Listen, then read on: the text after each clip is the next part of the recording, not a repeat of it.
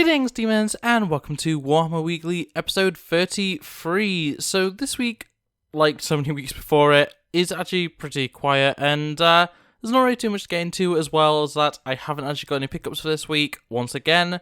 So, yeah, let's just roll that intro and get straight into the topics.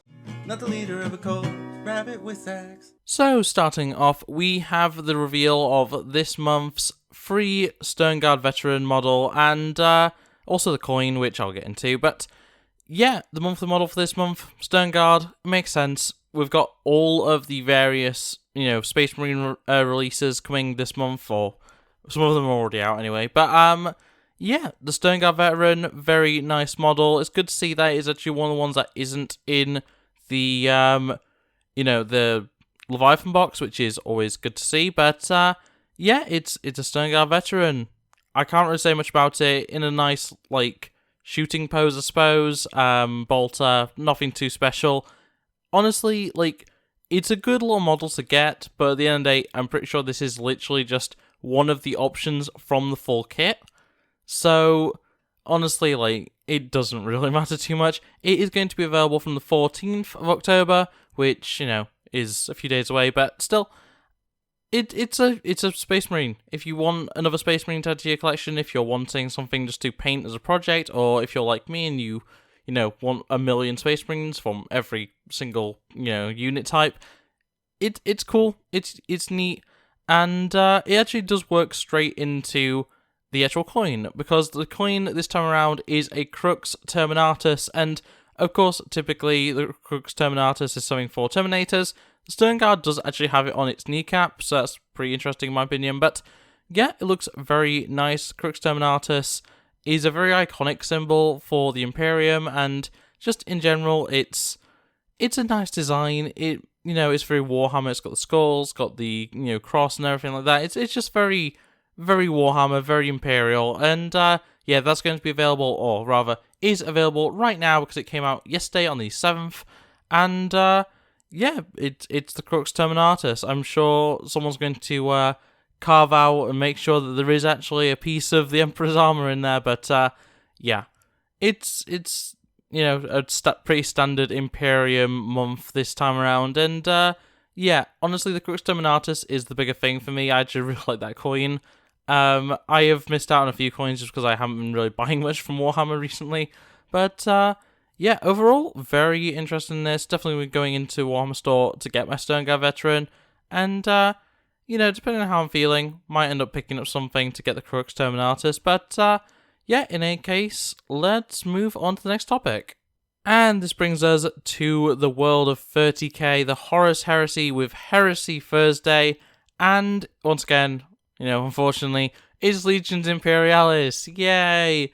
We've got Fast Attack, and, it looks good. We've got bikes, got the Land Speeder, we've got whatever the hover bikes are called. But yeah, it's just a selection of Fast Attack for the Astartes, and they look good. They look great. Honestly, they're the Forge World models. They're the classic style of Land Speeder, the classic style of speeder bike, and yeah, they look good. There's nothing wrong with them. They all look very nice, and I'm sure they're going to be a joy to paint because they are very smooth models. But at the end of the day, it's more Legions Imperialis. I can't be too excited about this, especially when I've already seen the parts of Legions Imperialis that I care about, which is the Titans and the Knights, and then also the Dreadnoughts. I've already seen that stuff, so I'm not going to care too much about the rest of it. I do like myself, some Fast Attack. I do quite like Land Speeders in general. I do own the Land Speeder, the old model, before it got discontinued. In regular 40k, I can't honestly say I care too much about having Fast Attack in Legions Imperialis. I'll probably get them. Don't get me wrong. I'm going to have most of the Astartes stuff for Legions Imperialis, but yeah, no, it's just not. It's not really something I care about too much anymore. They need to actually release the game. If they actually release the starter box and the rules and everything like that, and I get to actually play the game, I might care again. But right now, we've been waiting so long. It's been 3 months now since we were supposed to be getting the release, and it just hasn't happened, so, it is what it is, but, yeah, Legions Imperialis is not interesting me anymore. It will once it's out. Once it's actually out, and once I can actually have it physically in front of me, I will care again. But right now, yeah, it is what it is. I'm not a huge fan of the flying stands when they're just like metal rods sticking into the hovercraft, but yeah, that's not a big issue really. I'd rather have that than the bubbly stands we get for 40k and 30, and also for 30k. But yeah, generally they all look good. They all look neat. I'm sure there's gonna be plenty of good ways to paint them up and everything. But yeah, in any case, that's really all I can say for Heresy Thursday this week. Legions Imperialis is what it is. But yeah, let's move on. And moving straight back into 40k with Necromunda, we can harness the power of the Psi Syndici with the mind-locked Wyrd and Cephalopod Spectres. And yeah, this is a very interesting little setup. It's actually just stuff that we've seen before, to be fair, and it is the Wyrd that I think we actually looked at last week. She's like a wildling. She has psychic powers. I don't really know what else to say about her. She's a very nice model.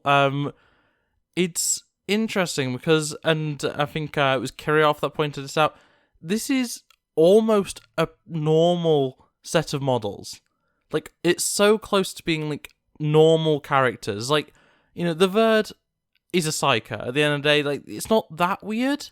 And then the drone creatures, what are they called? The Cephalopod Spectres, are just drones.